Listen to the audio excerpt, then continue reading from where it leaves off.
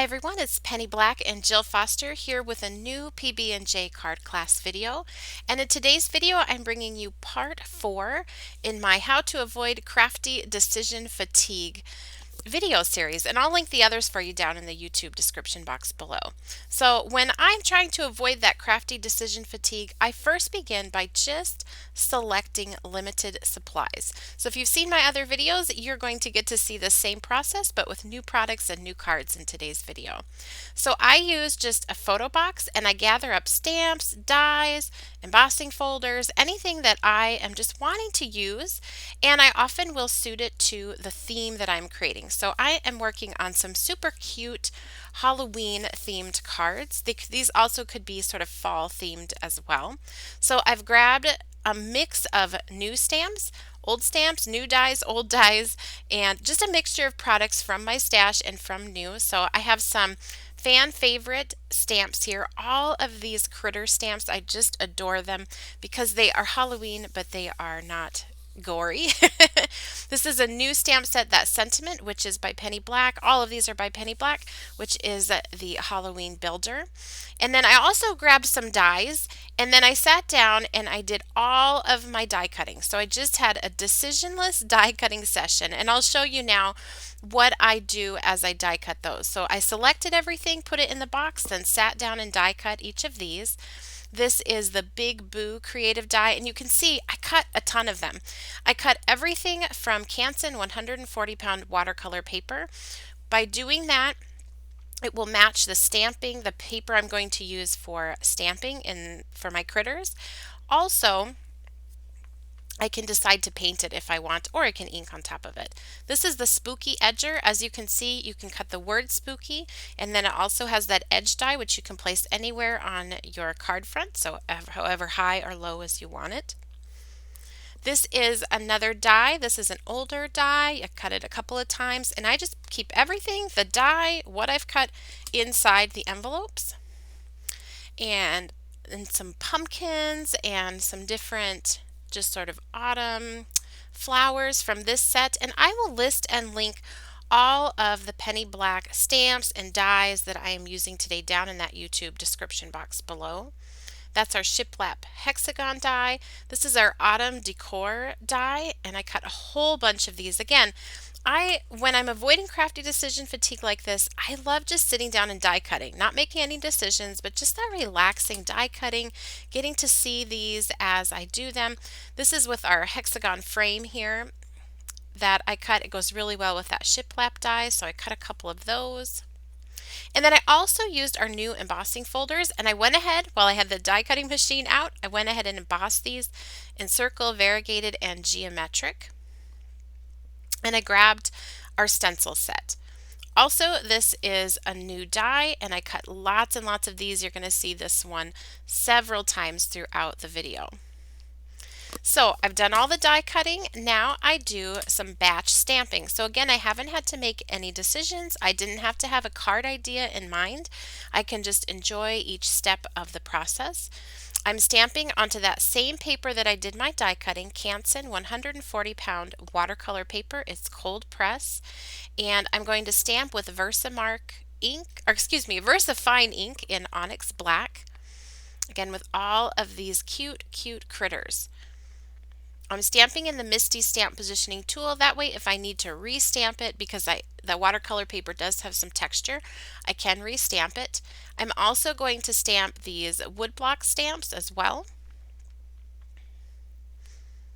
And then I do have some just card panels. So these are 4 1/4 by 5.5 inch card panels. And I'm going to stamp just a couple of these onto those to make some 1-layer cards. So that's a tip as you're stamping. If you want to make some simple cards or some 1-layer cards, stamp those at the same time.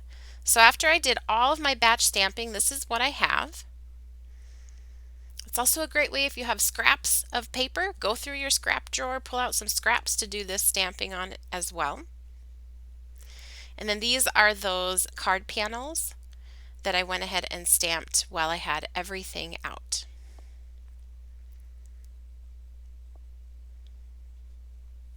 Next, what I do is I just start adding colors. So I can just sit back and relax and enjoy my favorite medium. Pick whatever you enjoy adding color with. If it's colored pencils, if it's markers, if it's watercolors, whatever you just love doing, now is your time to just sit back and relax and do that. So I am using Distress Ink Reinkers used as watercolors. I've just put them in a little plastic palette that I picked up, I think at Walmart or Target. I've got a paper towel and a cup of water. I've grabbed my paintbrush.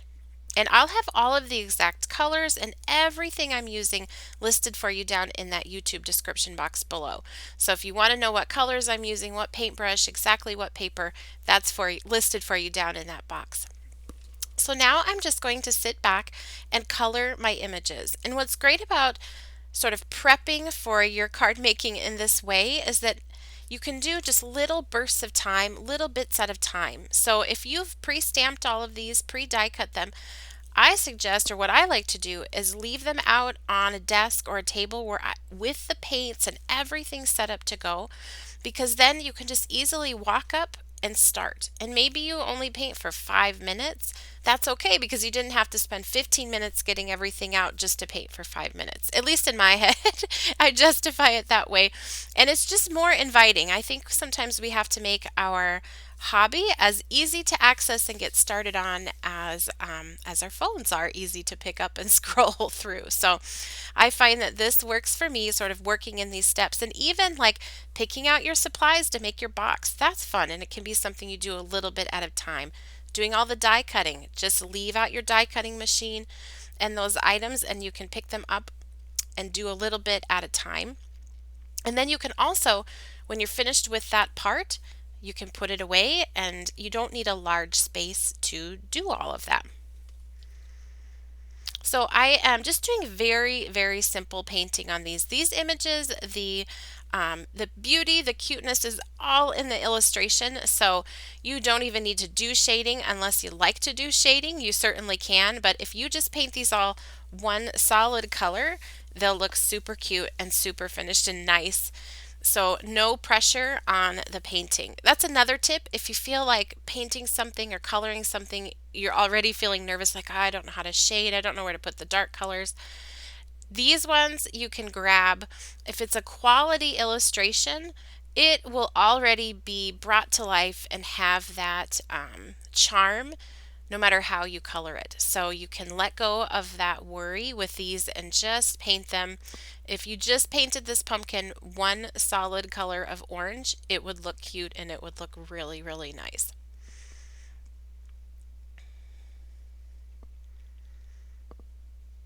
So I just have all of these out ready to be painted, and throughout the week then I can just go to them and do some painting, or if I just want to have a big painting session, I can sit down and paint a whole bunch at once. So once I was done doing all of my painting, this is what I had. I kind of stuck with a similar color scheme. So the neutrals for all the fur and the critters, oranges, pinks, and purples, and a little bit of green is what I was going for. These are those one layer card panels that I painted those as well. Then I don't always do it this way, but I was just kind of in the mood to paint. So I went ahead and all of those pieces that I had die cut, I already had my paints out. Even these ones here that I had done with our embossing folders, like this is the Penny Black Geometric Embossing Folder, I just went ahead and painted them at the same time. This works really well, especially if you think you're going to follow the same, you want to follow the same sort of colorway throughout all of the cards that you're making. So since I had done that with all of those images that I painted, I thought, well, I think I'm just going to continue that with all of my embossed pieces and my die cut images. So I just went ahead, and it's really fun. Again, I love painting, by the way, on these embossing folders. So I ran them through with the watercolor paper, and it's really fun to paint them. You can, it just brings that texture to life. But you can go ahead and do all of that. And again, I don't have a card idea in mind for any of these cards yet. I'm just enjoying each of the pieces, the supplies, the parts of my stash one by one without any pressure, no decisions to make except what color to pick up, and that is like you can't make a wrong decision. So here again, I'm just painting all these different pieces. And what I find is that I end up coming up with some things that I normally might not have done if I had just sat down to make one card at a time. But by sort of making all of these pieces ready to go that I can play with and rearrange on the front of the card, I find I come up with designs that I typically would not come up with. So that's kind of fun as well, especially if you feel like you're stuck in a rut, to try just mixing up the way that you approach making a card. Now here's a little tip: if you have lots of little pieces, I just stick them on some painter's tape. I try not to stick like too much of it on there so that it would rip when I pulled it up. And then I just fold, if you can see, I sort of fold up the edge of the painter's tape and hold it on a piece of scratch paper. And that'll hold them still while I'm painting them and drawing them. They'll wiggle a little bit, but not too bad. And once I was done, this is what I had. So this is just like an appetizer tray. I picked it up at the dollar store, and I just put in all those pieces that I had painted in here. And honestly, this made me so happy just looking at all these little pieces in here. And again, now you can leave this out on your table, on your crafting space, and it's so inviting to easily just sit down for a few minutes and put together a card. Play around with those pieces and come up with some cards. I also painted just a few little strips of paper while I had everything out. I thought I might want to add a little border here and there, so that's another little fun thing to have handy. So I'm just trying to show you. Again, I kept with that same color scheme.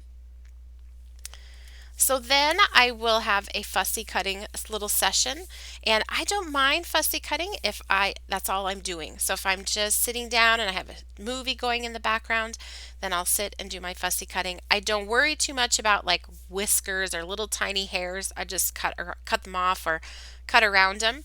And then once I'm done, I'm using Memento Toffee Crunch and an ink blending tool with a foam pad and just very lightly dabbing the edges, and that will hide any imperfections in your cutting. So it doesn't have to be perfect. And then once those were all cut, I had all of these cute little critters ready to go on cards. They could go right into that little appetizer tray or at the top of the desk, ready to play with all of those other elements. So now I can start assembling the card. So playing with all of the elements that I've already prepped and just adding some finishing touches.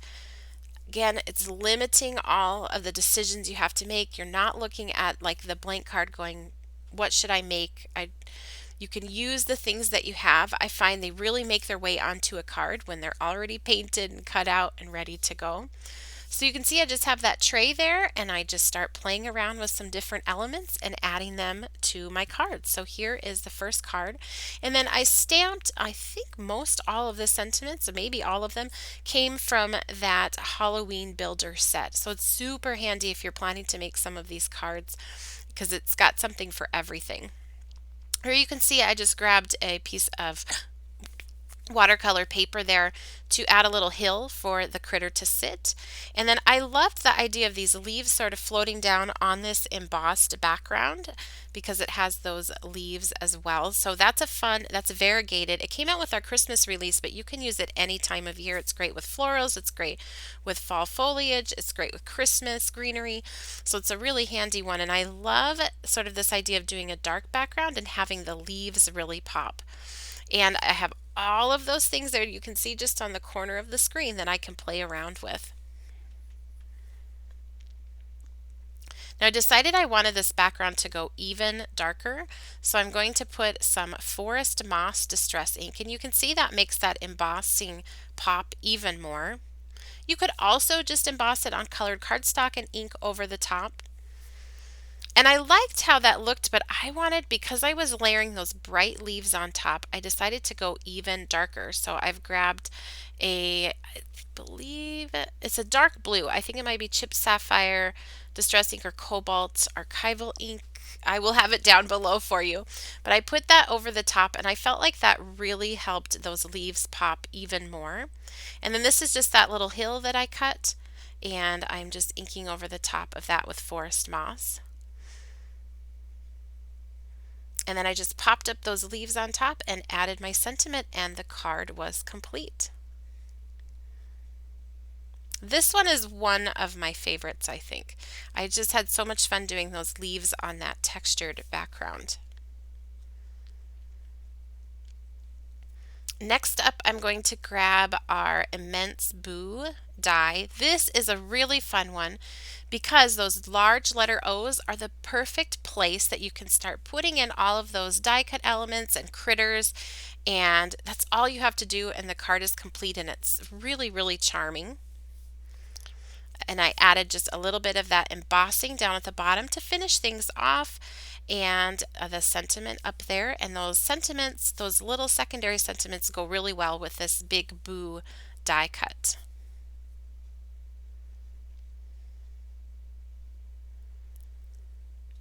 Now here I have our Encircle embossing folder, and I thought, oh, this is a circular die cut element, happened to be on the tray and found they worked really well together. I'm going to play around with just some different critters on there, sort of auditioning them in the different places, and that again is something that's really nice about having everything just there to play around with.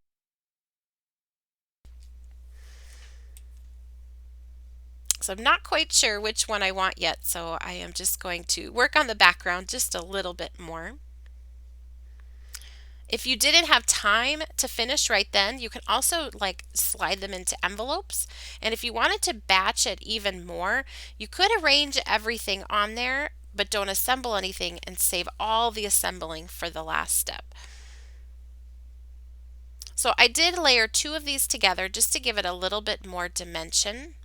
And then I'm going to do a little bit of inking on top of this Encircle embossing folder. I'm using Seedless Preserves Distress ink, just kind of working in a circular motion right on top of where that embossing is.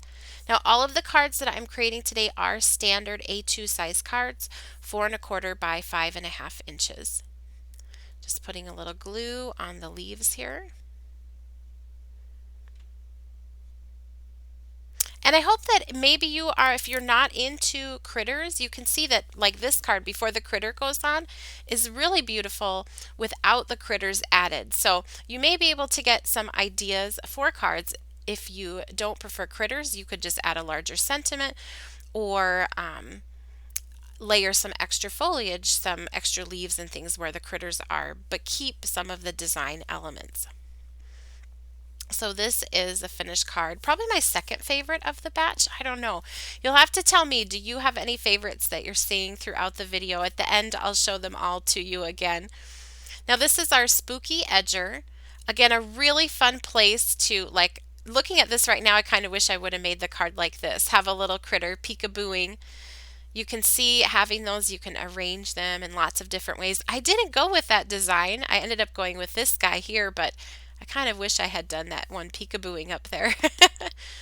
At first I thought I was going to use both of these guys like they're walking along that edge, but I ended up only using one of them. I think it would have been okay either way. Now I'm going to do just a little bit of inking on the background.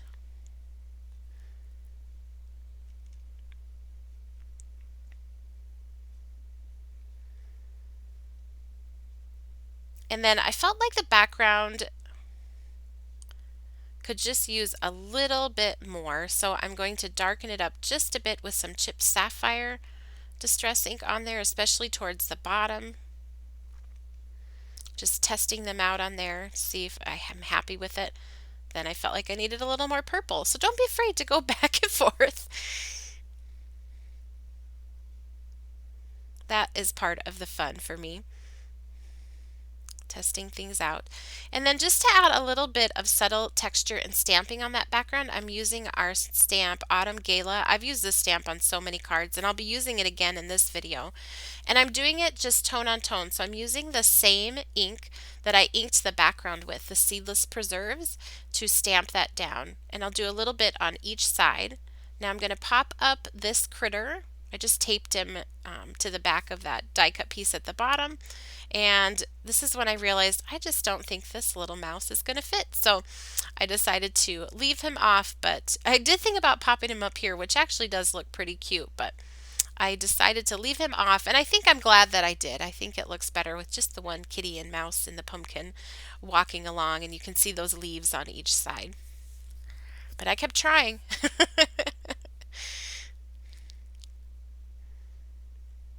Do you do that when you're making cards? Do you debate over like small little details about which critter should go where and a little bit to the left or a little bit to the right? I'd love to know if you do that as well.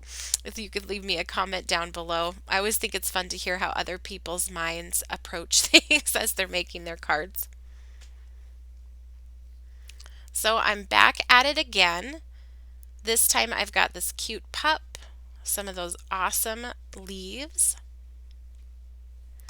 That set where all those larger leaves, there's two sizes in there. It's the Leaves Turn die set. And oh man, they're really fun to paint. You can do them in so many different colors, and they're just fun to paint too. So you can see, and I am just playing around. I've got that shiplap hexagon and the hexagon frames, and my idea was of having the critter in the front and then just sort of filling it up with like a cornucopia of all this fall stuff coming out, but not where it's covering the whole card, like it's coming out of that hexagon frame die. And I think that is kind of controlled chaos if you're adding lots of layers in. At least for me, it was. So I just kept playing around with different ways to arrange that, trying to decide, do I want lots of colors and lots of elements? And I did decide on putting quite a few of them in there, and you'll see that in just a minute. I filled that up pretty good with the puppy there in the front, and then I stamped and embossed the boo up at the top using white embossing powder, and I heat that to set. So there is that finished card. Again, if you love that idea, you could definitely do a different kind of sentiment at the top and leave the critter off if you wanted something a little bit more elegant. So again, you can see here I'm grabbing that Leaves Turn, those autumn leaves again from that die set. They are a really nice way you can layer them up and add a critter or a sentiment that kind of ground it there and finish off the card. So they are beautiful, but they're also quite handy. And here I am, playing around with 10 different ways to put them on the card. I'm also using just a strip of that embossing folder geometric as a place to sort of ground or have that critter standing. And the card is as simple as that, but I actually really like this one too, even though it's quite simple. And again, using that Halloween builder set for the sentiments.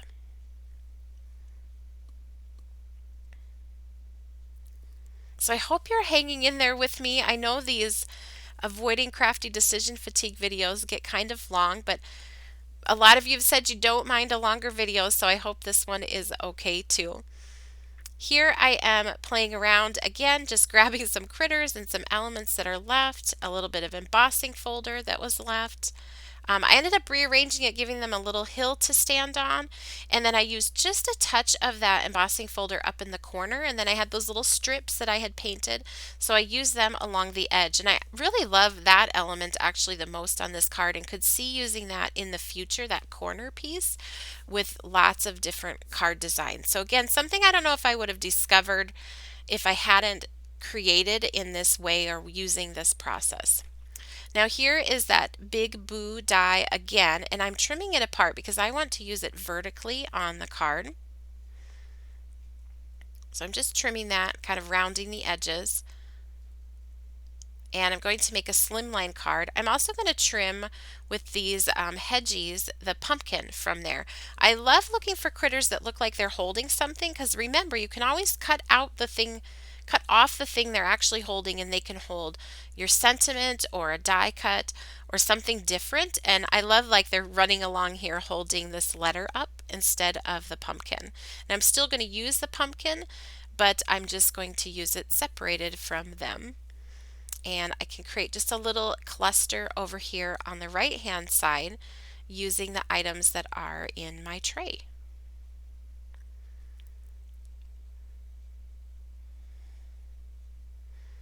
I also find by creating in this process, I will mix and match a lot of things, new things with stash items, much more by having them all in that tray than if I just sat down to make this card. I might have been too lazy to get out like 3 die sets to cut all those little pieces, but they're already done. Then I find I grab them and mix and match them, and I really love how they look. And it gives new life to older dies and stamps when you mix them, at least for me, with some newer stamps and dies. So there's that finished card. That's the only one that isn't a standard size card. That's a slimline card. Here I had one of those shiplap hexagons that was painted. I'm using just the frame piece from the hexagon frame. Grabbed that funny little owl and his happy pumpkin and added a few layers, and that card is complete. You could also use the same process, but instead of making cards, you could make tags. So I love having tags at Halloween time to give away with candy just for a handmade touch. So you could use it for that as well. Now, remember those card fronts I stamped at the beginning that were an actual card panel? Now I've grabbed our stencil set. This is 25-021. You get all of these stencils in this set. The top 4 are standard size card size. The bottom 4 are 5x7. And I'm going to use them to make some easy one-layer cards. So this was already stamped and colored. I've just taped my stencil on there. I'm inking around the outside or around the edge of that stencil with Toffee Crunch ink. I've kept it inside of the stencil. So I kept everything right as it is, and there's that Autumn Gala stamp again, those leaves. And I'm just stamping those with the stencil in place.